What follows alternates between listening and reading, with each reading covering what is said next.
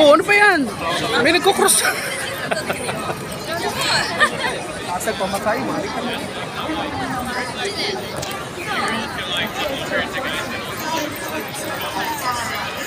Ito na pala yun eh.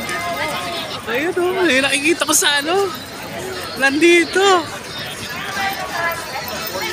Teka lang, Tess. Ano ko lang. Video ko lang yung ano. Oh, you're... Nainita ka ba? Okay ka lang? Hoy, dito muna ako, saglit. Diyan ka muna sa kabila, sa lilim.